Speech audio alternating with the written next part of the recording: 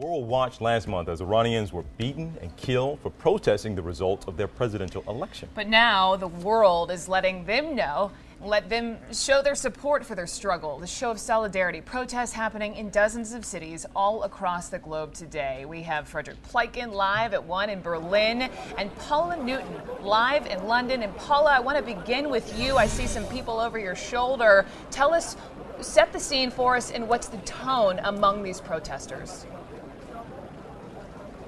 Well, clearly, they're still in the opposition green colors. As you said, really protests around the world in dozens of cities. What they're trying to do is show solidarity. We've seen in the last few weeks how the protests really in Iran have died down. A lot of people intimidated, refusing to go back out into the streets because fear has really gripped a lot of the protest movement now in Iran. What these people have said to us is, look, we want them to know that they want to speak out, we will stand behind them. You know, the other critical issue here, though, has been, Brooke, that there have been at least hundreds of people taken off the streets, incarcerated, and human rights groups and groups like these protesters here are saying they want to know why the hardline stand against the protesters, and they're calling for the Iranian regime to really show some flexibility in letting those people out of their prisons, out of detention, and rejoin their families again.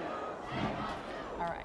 Paula, thank you. And I know these are happening all around the world, including Berlin. Our Frederick Pleiken is there as well. I don't know if you were able to hear Paula, but a similar scene there for you?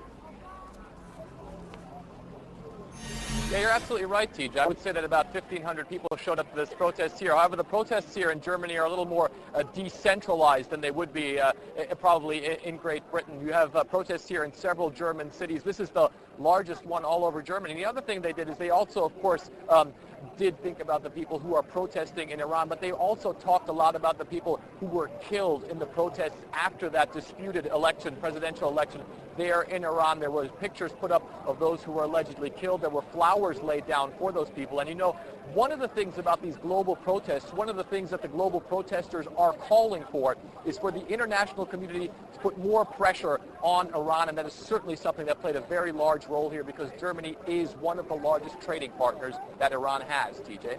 All right, Frederick Pleiken for us and our Paula Newton as well. We thank you both.